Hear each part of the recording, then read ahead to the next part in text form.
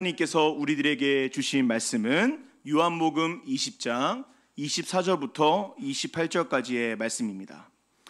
신약성경 요한복음 20장 24절부터 28절까지의 말씀 교독하며 읽고 마지막 절은 합독하여 읽겠습니다. 저부터 읽겠습니다. 12제자 중에 하나로서 디두모라 불리는 도마는 예수께서 오셨을 때에 함께 있지 아니한지라.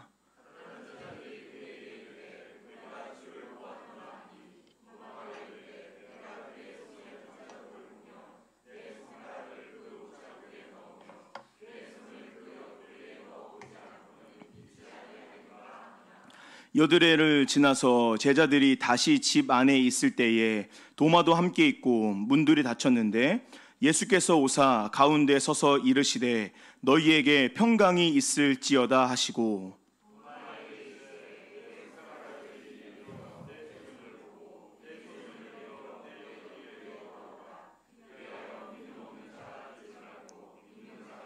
함께 읽겠습니다. 도마가 대답하여 이르되 나의 주님이시요 나의 하나님이시니이다. 아멘. 최근에 SNS에서 이게 이슈된 하나의 사진이 있었습니다. 그 사진에는 식당에 걸려 있는 사진인데요. 그 사진에 어떻게 되어 있었냐면 식당 벽면에 금코라고 되어 있는 거예요. 금코. 금코가 무슨 뜻일까요? 금코. 식당에서 코 푸는 거 금지라고 금코인 거예요. 금연, 금주, 금코. 거기 이런 댓글이 있더라고요. 자기가 밥 먹다가 옆에 아저씨한테 코를 풀다가 숟가락으로 맞은 적이 있다. 그러니 다들 식당에서 코 풀지 마라. 이런 댓글이 있을 정도로 이 코 푸는 게 저만 알았군요. 굉장히 이렇게 별로 안 좋은 거라고 합니다.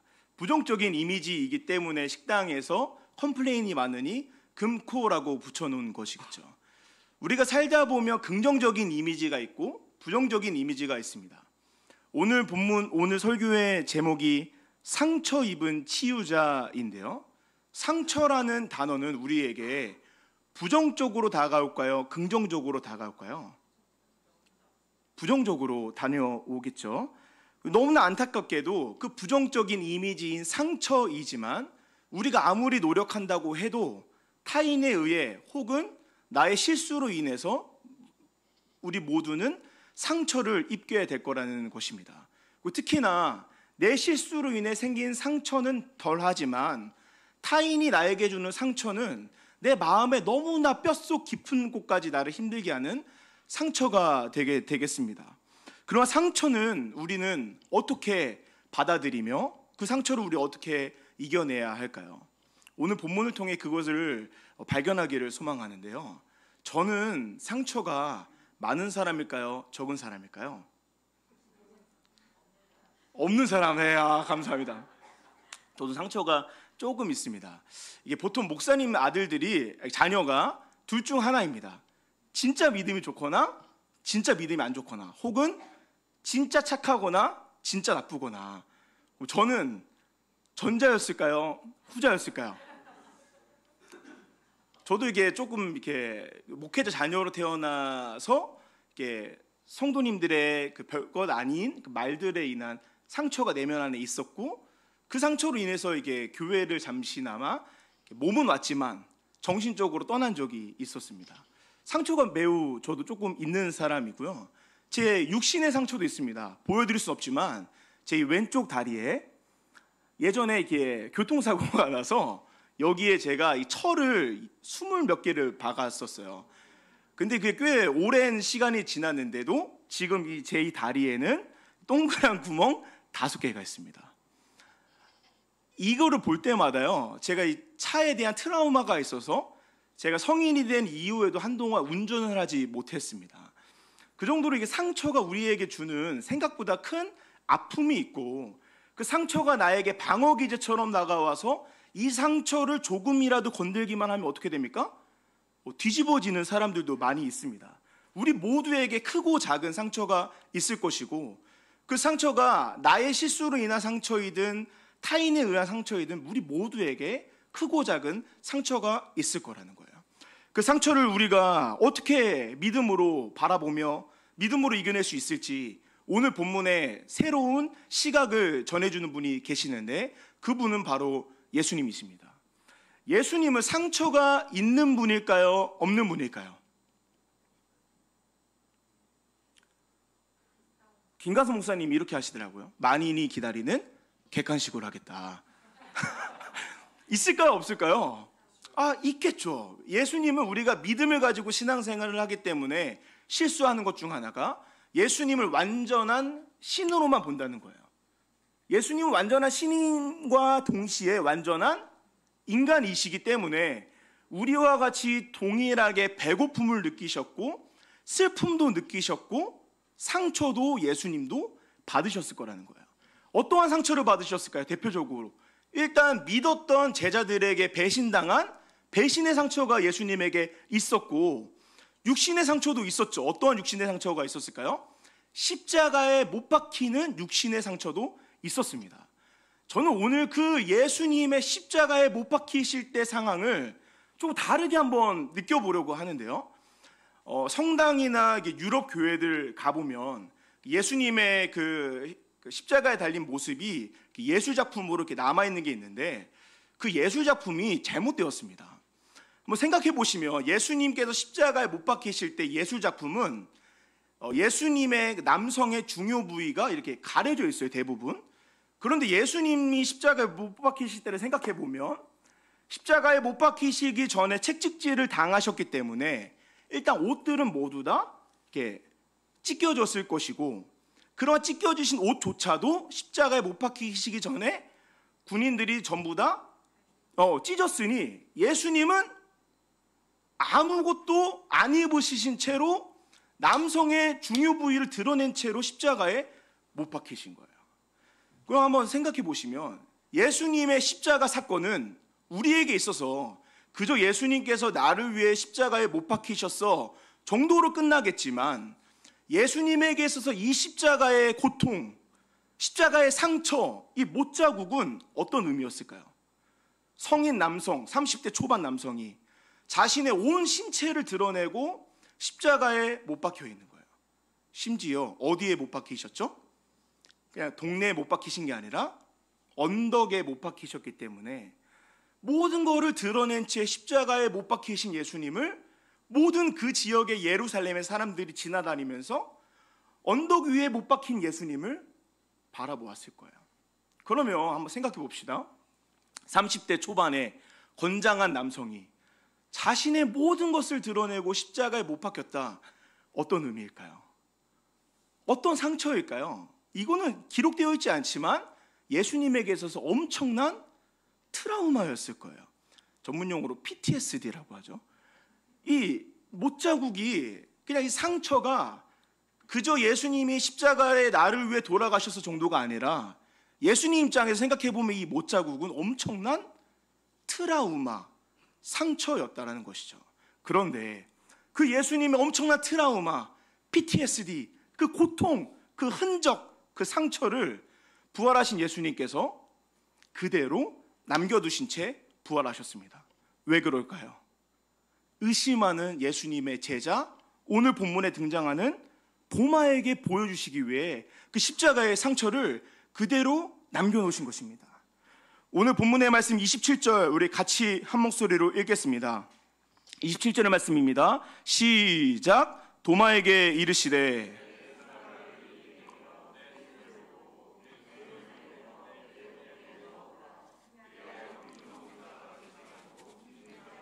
도마에게 어떻게 말씀하시죠? 손가락을 이리내 내밀어 손을 보고 손을 상처의 흔적에 넣어보라. 근데 말씀드린 것처럼 이 상처, 이 흔적은요 그냥 고통스러운 상처 정도가 아닙니다. 예수님의 트라우마와 같은 그 상처를 왜 남겨놓고 부활하셨을까요? 의심하는 제자 도마에게 보이기 위해 이 상처를 그대로 남겨두셨다는 거예요. 예수님이 부활하실 때 예수님의 몸에 있었던 다른 흔적, 다른 상처들은 모두 다 깨끗하게 치유되었습니다. 가시멜류관을 쓰셨던 흔적, 책질질 당했던 흔적 모두 다 깨끗하게 치유받으셨어요. 회복하셨어요. 그런데 예수님께서 단 2곳, 못자국 난 손, 옆구리에 창에 찔린 창자국을 그대로 남겨두신 채 부활하셨는데, 그 이유는 의심하는 도마의 마음에 이 상처를 통해 그의 마음을 치유하시기 위해 그 상처를 남겨두신 것이죠. 우리가 이것을 통해 무엇을 알 수 있을까요? 예수님에게 있어서 이 상처는 그냥 상처, 나의 아픔, 나의 트라우마, 이 정도에서 끝나는 것이 아니라 내가 가지고 있는 상처, 나의 아픔, 나의 트라우마를 누군가를 회복하고 치유하는 치유의 도구로서 예수님께서 사용하셨다는 것입니다. 그러면 우리가 예수님을 믿고 따르는 자들이라면, 예수님의 모습을 따라 걸어가는 예수님의 제자들이라면 우리는 어떻게 해야 될까요? 예수님과 같이 우리에게 있는 크고 작은 상처를 그저 마음속 깊은 곳으로 가지고 있고 움켜쥐고 있는 것이 아니라 그 상처를 가지고 예수님과 같이 누군가를 치유하는 치유의 도구로서 사용할 수가 있어야 된다는 것이죠. 예수님을 믿고 예수님을 따르는 자들이라고 하면서 내 안에 있는 상처, 아픔, 고통을 내가 이때 진짜 아팠어, 내가 진짜 힘들었어 정도로만 끝낸다면 예수님을 따르는 모습이라고 할 수가 없는 것이죠. 간절히 소망하기는 오늘 수요예배 나오신 모든 성도님들께서 예수님께서 걸어가신 자신의 상처를 치유의 도구로서 사용하신 예수님과 같이 누군가를 치유하시는 우리 모든 성도님들과 제가 되기를 간절히 소망합니다. 이런 이야기를 들으면 저는 머릿속에 그것이 과연 가능할까라는 생각이 제 안에 있었습니다. 저만 있었군요. 저는 그런 생각이 있었어요. 그리고 이 말이 너무나 저에게 폭력적으로 다가왔습니다. 내 안에 있는 상처가 얼마나 큰데, 내 아픔이 얼마나 큰데 이거를 누군가를 위한 치유의 도구로 사용하라고 너무나 폭력적으로 다가온 거예요. 그러다가 제가 책 하나를 읽게 됐는데, 그 책은 미국의 심리학자이자 신학자인 헨리 나우엔이 쓴 상처 입은 치유자라는 책이에요. 그 책에 이렇게 기록되어 있습니다. 우리 자막 띄워주시죠. 이렇게 함께 읽겠습니다. 시작. 기독교 공동체가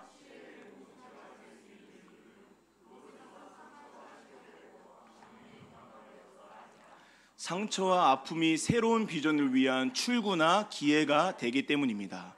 우리가 서로 고백할 때 서로 소망이 깊어지며 서로의 나약함을 공유할 때 앞으로 우리에게 주어질 무엇이라고 이야기할까요? 기독교 공동체가 그 안에 있는 상처를 치유할 수 있는 공동체라서가 아니라 우리 안에 있는 상처와 아픔이 새로운 비전을 위한 출구나 기회가 된다라는 거예요.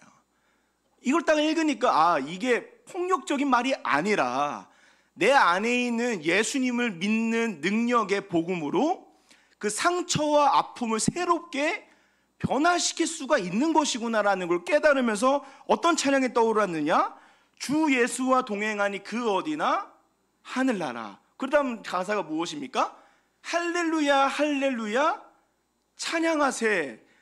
우리가 그런 고백을 할 수 있는 자들이라면, 예수님과 동행하며 그곳이 어디일지라도 그곳을 하나님의 나라, 천국이라고 선포할 수 있는 자들이라면, 우리 안에 있는 상처, 우리 안에 있는 아픔을 그저 과거에 경험했던 상처, 아픔 정도로만 생각할 것이 아니라 그것을 변화시켜 새로운 기회나 출구로서 만들 수가 있어야 된다는 것이죠. 그런 치유의 도구로서 우리의 상처를 활용하기 위해서 우리가 기억할 것 두 가지가 있는데요. 첫 번째는 예수님은 모든 상처를 치유할 수 있는 치유자라는 것을 기억해야 됩니다. 믿으시죠? 우리가 병이 들거나 치유하지 못하는 병들이 있지만 대부분의 병들은 병원에 가서 의사에게 처방을 받아서 치료를 받으면 어느 정도의 치유와 회복을 얻습니다. 그런데 완전한 치유와 회복이라고 말할 수가 없는 것이죠. 우리 안에 있는 모든 것들은 완전한 치유자이시고 완벽한 치유자이신 예수님에게서 일어날 줄 믿습니다. 우리를 억압하는 그 억압, 그 병, 모든 것에서부터 진정한 자유를 주시는 분은 오직 완전한 치유자이시고 완벽한 치유자이신 예수 그리스도일 줄 믿습니다. 그래서 우리는 이렇게 고백할 수 있는 것이죠. 진리가 너희를 자유케 하리라. 진리가 너희를 상처를 빼고서 자유케 하리라가 아니죠. 진리가 우리를 모든 억압, 모든 병, 모든 아픔, 모든 상처에서 자유케 될 줄 믿습니다. 그렇기 위해 우리는 무엇을 기억해야 되느냐? 예수님께서는 우리 안에 있는 모든 내면의 상처를 완전하게 완벽하게 치유할 수 있는 분이라는 것이죠. 그렇게 우리가 치유되었다라면 우리는 어떻게 살아가야 되는가? 두 번째, 나의 상처가 누군가에게 힘이 된다는 것을 기억해야 됩니다. 우리가 예수님 안에서 치유함을 얻고 회복이 되었다면 우리는 나는 치유되었어 정도로만 끝날 것이 아니라 나의 치유된 이 상처가 다른 사람 누군가에게 힘이 된다는 것을 기억해야 된다는 것이죠. 제가 최근에 그 치유를 얻은 사람입니다. 이게 제가 이 둘째 아이를 낳기 전에 많은 분들께서 첫째랑 두 아이를 가지고 있는 거는 다르다라는 말씀을 많이들 해주셨어요. 그래서 그런가 보다 했는데 진짜 낳아놓고 키워보니까 하나랑 둘은 너무 다른 거예요. 그래서 이거 잘 키울 수 있을까라는 하루하루 기도와 믿음으로 승리하고 있는데 지지난주인가 수요 예배 하기 전에 제가 저기 앞자리에 앉아 있었는데 몇 분 집사님들이랑 이렇게 대화를 했는데 감사하게도 그 두 집사님의 자녀들 모두 다 20개월 정도 텀이 있는 두 아이의 부모님이셨던 거예요. 근데 저희 아이도 20개월의 텀이 있거든요. 그분들이 목사님 이런 것 때문에 힘드시죠 그러는데 어쩜 그렇게 제 마음을 딱 아시는지 대화하는데 제가 완전한 치유를 얻었습니다. 그때 제가 무엇을 느꼈느냐? 치유라는 거는 동일한 아픔, 동일한 경험, 동일한 상처를 가지고 있는 분과의 대화 가운데 일어날 수가 있구나라는 것들을 제가 그때 느끼게 됐어요. 그러면서 어떤 일이 떠올랐냐면 제가 과거에 청년 사역을 할 때 저희 교회 안에 다니던 청년 중 한 명이 부모님이 믿지 않는 청년이 있었습니다. 그런데 그냥 믿지 않는 정도가 아니라 이 청년이 교회를 갔는데 그 아버지가 그날 술을 드시면 교회를 다녀온 그 아들을 밤새도록 패는 집안의 아이였어요. 그리고 그 아이는 그 자기네 부모님에게 맞고 나서 저에게 새벽 1시, 2시에 전화를 하는 거예요. 근데 저는 그 아이에게 어떠한 말도 할 수가 없었습니다. 왜냐하면 목회자 아들이기 때문에 교회를 간다는 이유만으로 저는 맞아본 기억이 없는 거예요. 그래서 그 아이가 이야기하면 그냥 아무 말도 못하고 같이 한숨 쉬고 기도하고 끝낼 수밖에 없었는데 그 부모님의 폭력으로 인해 힘들어하는 그 청년의 마음을 누가 회복시키냐? 동일한 아픔 가운데 있었던 청년이 회복시키시는 거예요. 야, 너 누구야? 너 그것 때문에 힘들었지? 야, 나도 그랬잖아. 우리 아빠는 이거로 때렸는데 너네 아버지는 뭐로 때리니? 야, 넌 나보다 더 나은 거야. 이런 얘기를 하는데 그 아이가 진짜 방금까지 막 펑펑 울고 내가 교회로 와야 되는지 모르겠다고 하는 애가 회복을 얻는 거예요. 우리 사랑하는 성도님들, 상처가 있으십니까? 아픔이 있으십니까? 우리가 그것을 어떻게 해야 될까요? 나는 상처 있어, 나는 아픔 있어, 그 정도에서 끝나는 것이 아니라 내 안에 있는 상처, 아픔, 가정 안에 있었던 상처, 관계 속에서 오는 힘듦, 자녀 문제, 직장 문제, 누군가를 사랑하다가 시꺼멓게 타버린 속, 그러한 상처가 우리 안에 있다면 그 상처를 나는 상처받았어 정도로만 끝낼 것이 아니라 그 상처를 가지고 누군가에게 힘이 되고 누군가를 치유할 수 있는 치유의 도구로 우리가 활용할 수 있다는 것이죠. 성경에는 그러한 상처 입은 치유자들이 종종 등장합니다. 대표적으로 많은 사람들이 있는데 저는 공동서신의 저자들을 말씀드리고 싶습니다. 공동서신의 저자들은 대부분이 예수님과 직접적으로 경험이 있는 사람들이었습니다. 특별히 이 야고보는 예수님의 동생 야고보입니다. 제자 야고보가 아니라 동생 야고보가 야고보서를 기록했는데요. 그 예수님의 동생에 대해 성경이 무엇이라고 이야기를 하느냐? 형제들조차 예수님을 믿지 아니하였더라 할 정도로 예수님은 형제들도 믿지 않는 존재였어요. 그러니까 이 형제들이 모두 다 예수님을 핍박하던 자들이었다는 것이죠. 그런데 그 동생 야고보가 예수님의 죽음과 부활을 경험한 이후에 예수님을 믿게 됩니다. 그리고 그가 이 야고보서를 기록했는데 그 야고보서에서 반복적으로 등장하는 단어 하나가 있습니다. 그 단어는 인내입니다. 누가 가장 인내를 못했을까요? 예수님을 믿지 않았던 자기가 인내를 가장 못한 거예요. 이 야고보서를 읽는 그 당시 사람들은 모두 다 알았을 겁니다. 이 사도 야고보, 자기도 예수님 못 믿었잖아. 자기도 인내 못했잖아. 근데 그 야고보는요, 자신의 그 상처를 꽁꽁 숨기는 것이 아니라 다른 사람들을 위해 기꺼이 드러내므로 성경을 기록하며 이야기하는 거예요. 인내하라. 베드로는 어떨까요? 우리 모두 다 베드로를 알고 계시죠? 베드로는요, 고난 가운데 예수님을 버리고 도망갔던 사람입니다. 그런 베드로가 변화받아 베드로 전후서를 기록하는데 그 베드로 전후서에서 빼놓지 않고 등장하는 주제 하나, 고난입니다. 베드로가 무엇이라고 하지 않습니까? 고난을 참으라, 믿음으로 승리하라. 그거를 읽을 때 사람들이 무엇이라고 했을까요? 야, 자기도 못하는 거를 우리한테 하라고 한다. 베드로 사도님이나 하라고 말씀드려라 하지 않았겠습니까? 베드로는 자신 안에 있었던 그 상처, 자기가 예수님을 버리고 도망갔다라는 것을 숨기는 것이 아니라 드러내므로 다른 사람들의 믿음을 치유하는 거예요. 사도 요한은 어땠을까요? 사도 요한을 성경에서 뭐라고 하느냐? 우레의 아들이라고 합니다. 사도 요한의 성격은 굉장히 괴팍했을 것입니다.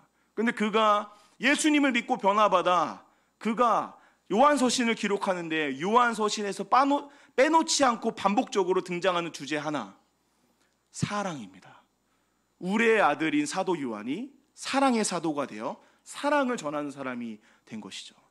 성경의 많은 사람들은 자신이 가지고 있던 상처, 아픔을, 내가 과거에 가지고 있었던 상처, 내가 잊어버리고 싶었던 안 좋은 기억 정도로만 끝내는 것이 아니라 그것을 예수님 안에서 변화시키고 바꾸어 나와 동일한 아픔을, 슬픔을, 믿음의 연약함을 가지고 있는 자들을 치유하는 치유의 도구로서 사용하는 거예요.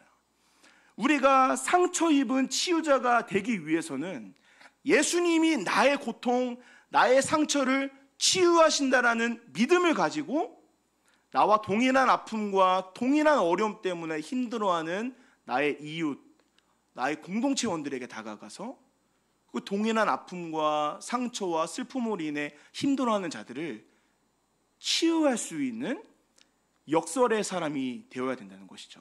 상처를 입었지만 누군가를 치유하는 상처 입은 치유자. 우리 모두가 우리 안에 있는 상처, 우리 안에 있는 아픔, 그것을 가지고 꽁꽁 숨기고 방어 기제를 가지고 누군가를 툭툭툭툭 쳐내는 우리가 되는 것이 아니라 그 상처를 치유로, 또 그 상처를 다른 사람을 치유할 수 있는 치유의 도구로서 사용하시는 저와 우리 모든 성도님들 되시기를 간절히 소망합니다. 한 분의 이야기를 하며 오늘 말씀을 마치고자 합니다. 하준파파라는 유명한 유튜버가 있었습니다. 아마 아시는 분들도 계실 텐데 그 하준파파라는 유튜버의 구독자 수는 대략 30만 정도 됩니다.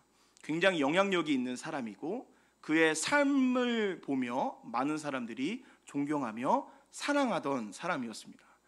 이 하준파파에게는 두 명의 아들이 있었어요. 한 명은 하준이라는 아이고 두 번째 아이는 이준이라는 아이였어요. 하준이를 낳고 그것을 유튜브로 촬영하면서 인기가 있었던 그 집안에 하나님께서 이준이라는 자녀를 주신 거예요. 그래서 그 하준파파와 그 엄마와 하준이와 이준이 네 명의 가족의 이야기를 보고 많은 사람들이 행복해 했는데 어느 날 그 하준파파의 SNS에 둘째 이준이의 영정사진이 올라온 거예요. 그래서 이게 왜 그런가 봤더니 그 이준이가 어느 날 심장이 멈춘 거예요. 그래서 그 하준파파가 열심히 심폐소생술을 했지만 병원에도 데리고 갔지만 그 이준이의 심장은 다시 뛰지 않았고 그대로 아직 돌도 지나지 않은 그 이준이가 하나님의 품으로 안기게 된 겁니다. 그러고 나서 한 달 후에 그 하준 파파가 세바시라는 프로그램에 나와서 이렇게 이야기하더라고요.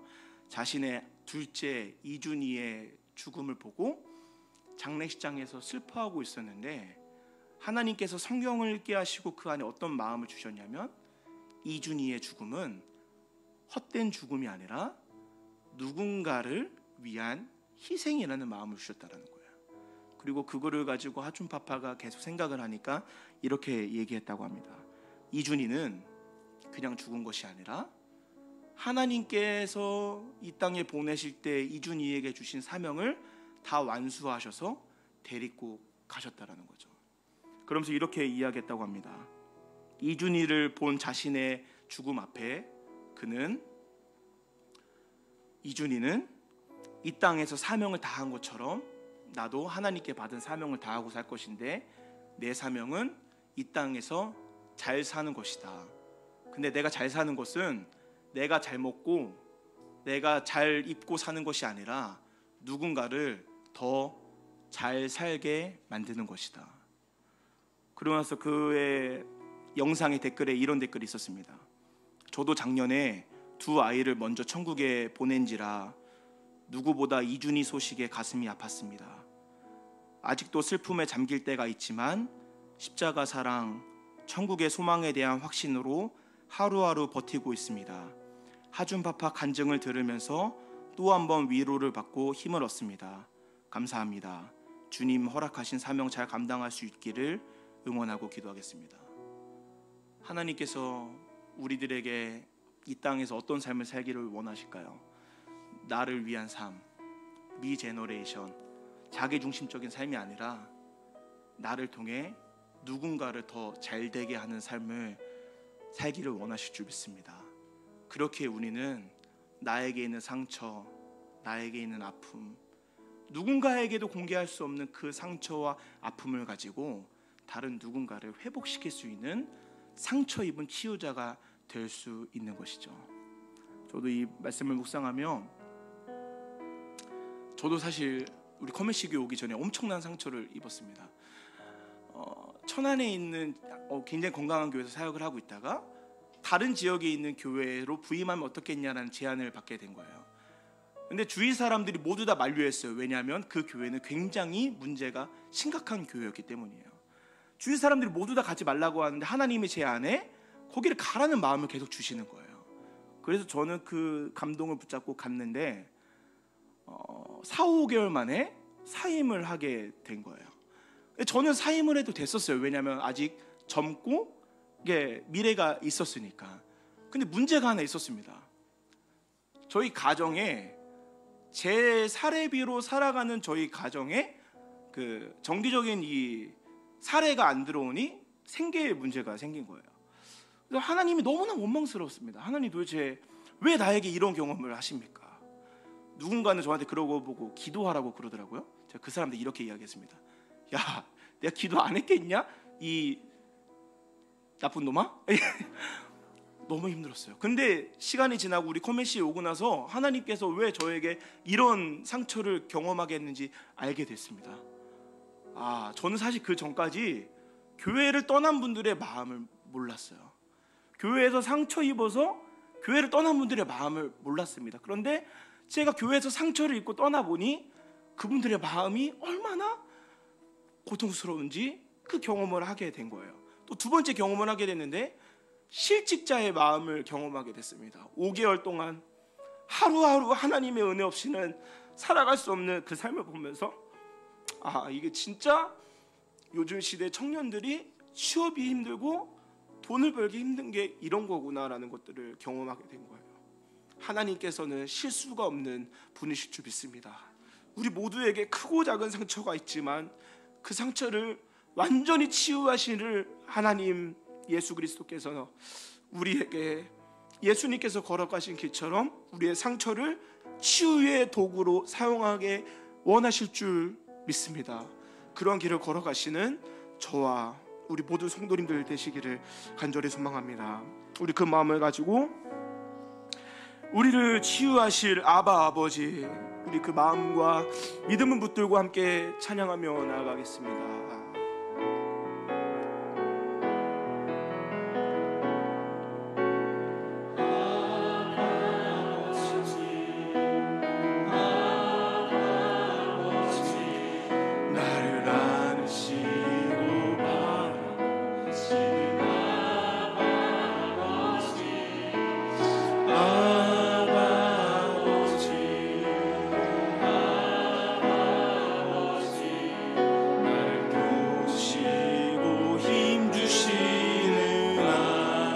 한 번 더 고백합니다.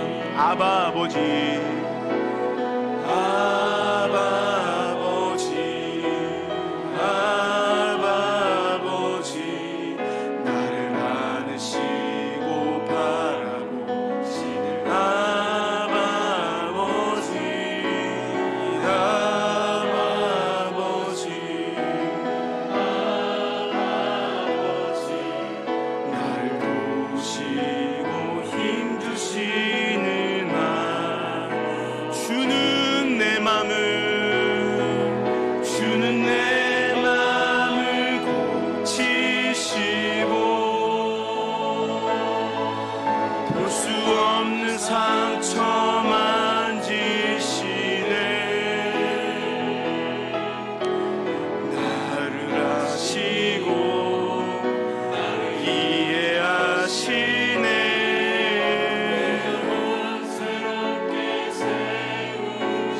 치유하신 하나님은 아바 아버지이십니다. 아바 아버지, 아바 아버지, 나를 안으시고 바라보시는 아바 아버지, 아바 아버지, 아바 아버지, 나를 도우시고 힘주시는 나, 주는 내 맘을, 주는 내 맘을 지시고 볼 수 없는 상처 만지시네.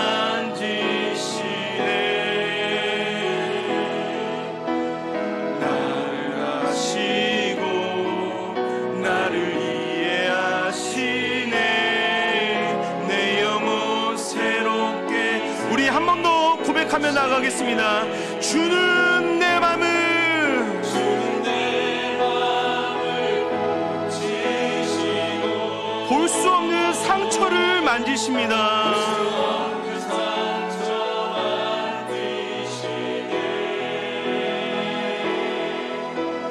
나를 아시고 나를 이해하시네. 한 번 더 고백하며 나가겠습니다. 주는 내 맘을 고치시고 주는 내 맘을 지시고 볼 수 없는 상처를 만지십니다. 볼 수 없는 상처 만지시네. 나를 아시고 나를 이해하시네.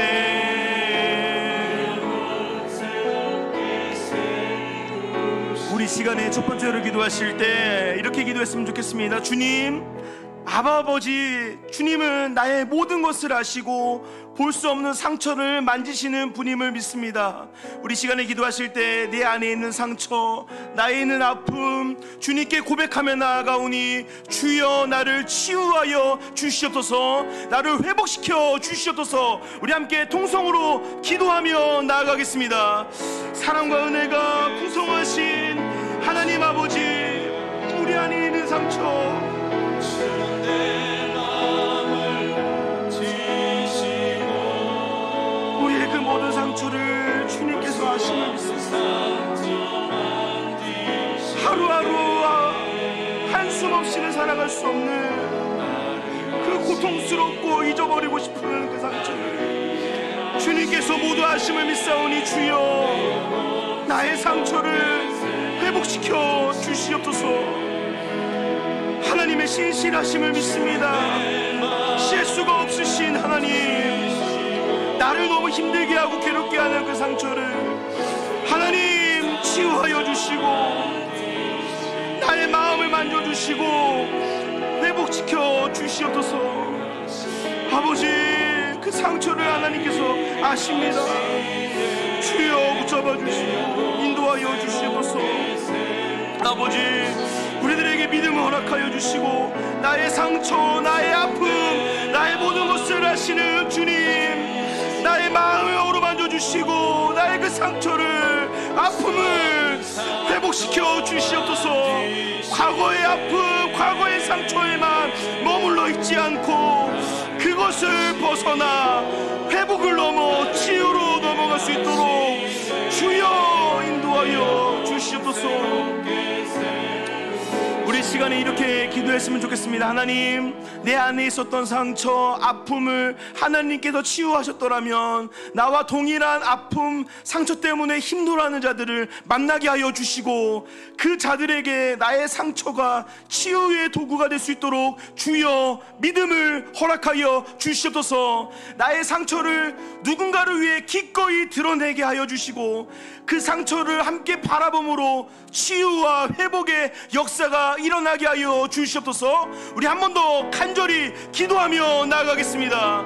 사랑과 은혜가 풍성하신 하나님, 나의 상처가 누군가를 향한 치유의 도구가 되기를 원합니다. 하나님, 과거의 치유, 과거의 아픔, 상처로만 머물지 않고 내가 누군가를 치유하고 누군가를 회복시킬 수 있는 상처 입은 치유자가 될 수 있도록 도와주시고 동일한 아픔, 동일한 상처로 힘들어하는 자들에게 다가가 나의 상처를 기꺼이 내어줌으로 그 사람을 회복시킬 수 있는 믿음을 아버지 허락하여 주시옵소서. 우리가 어떻게 살아갈 수 있겠습니까? 하나님께서 주시는 믿음과 은혜 없이는 하루도 살아갈 수 없사오니 우리들에게 믿음을 허락하여 주시고 나와 같은 아픔과 상처 입은 자들에게, 동일한 상처와 아픔의 자들에게 치유를 할 수 있도록 주여 은혜를 허락하여 주시옵소서. 아버지, 붙잡아 주시고 도와주시고 우리 모든 성도님들에게 믿음과 은혜를 허락하여 주시고 나의 상처를 기꺼이 내어주게 하여 주시옵소서. 치유와 회복의 역사가 일어나게 하여 주시옵소서. 아버지, 붙잡아 주시고 도와주시옵소서. 역사하여 주시옵소서. 우리 시간의 마지막으로 우리 교회 안에 있는 상처 입은 분들을 위해 함께 기도했으면 좋겠습니다. 하나님,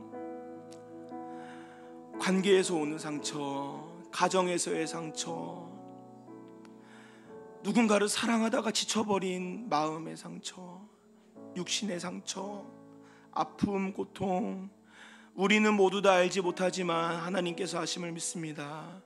늦은 비와 이른 비를 허락하신 주님, 그 마음에 촉촉한 은혜의 담비를 허락하여 주시고 그 누구도 만질 수 없는 그 상처를 하나님 아버지께서 만져주셔서 치유하여 주시옵소서. 그러한 역사가 우리 공동체 안에 일어나게 하여 주시옵소서. 우리 함께 한 번 더 간절히 기도하며 나아가겠습니다. 하나님, 우리 안에 정말 알 수 없는 많은 상처와 알지 못하는 어려움 때문에 힘들어하는 분들이 계시다며 하나님, 그 마음에 다가가 그 상처 입은 마음을 어루만져 주시고 상처 입은 마음의 치유가 일어날 수 있도록 주여 붙잡아 주시옵소서. 하나님, 치유하여 주시옵소서. 우리는 다 알지 못하지만 하나님께서 모든 걸 아심을 믿사오니 한 명 한 명에게 다가가 치유하여 주시고 회복시켜 주시고 아버지 도와주시옵소서. 아버지 붙잡아 주시옵소서. 역사하여 주시옵소서. 붙잡아 주시옵소서. 우리 함께 고백하겠습니다. 모든 시선을 주님께 드리고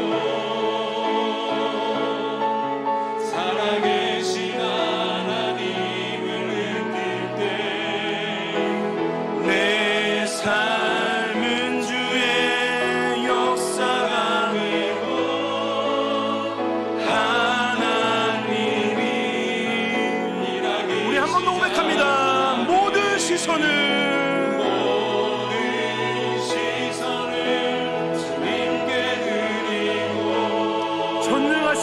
하나님을 느낍니다.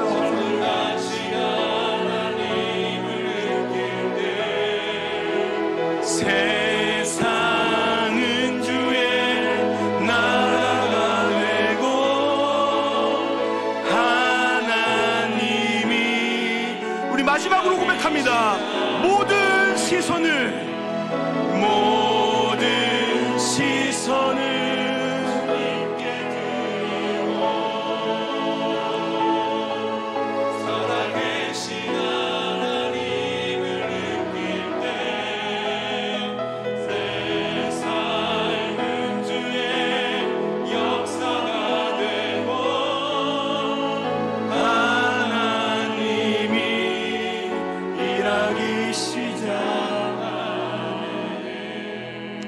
사랑과 은혜가 풍성하신 하나님 아버지, 우리 안에 크고 작은 상처들이 있습니다.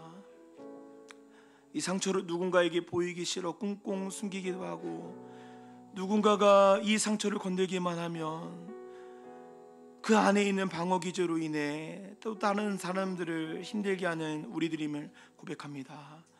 그런데 하나님, 우리가 과거의 상처, 아픔, 고통에만 머물러 있지 않고 예수님을 따라 그 상처 입은 치유자가 되어 나와 같은 아픔과 상처로 인해 힘들어하는 자들을 치유할 수 있는 상처 입은 치유자가 되게 하여 주시옵소서. 그러한 치유와 회복이 우리 안에 일어나게 하여 주시고, 우리 교회 안에 있는 여러 상처로 인해 힘들어하는 분들에게 그러한 치유의 역사를 허락하여 주시옵소서. 이제는 우리 구주 예수 그리스도의 은혜와 하나님 아버지의 한량없는 사랑과 성령님의 교통, 충만, 내주, 역사하여 주심이 우리 안에 있는 상처를 상처에서만 끝나지 않고 상처 입은 치유자가 되어 다른 누군가를 치유하기를 소망하며 결단하는 모든 성도님들의 머리 위에, 치유하기를, 회복하기를 소망하는 모든 성도님들의 머리 위에 이제부터 영원토록 함께 있을지어다. 아멘.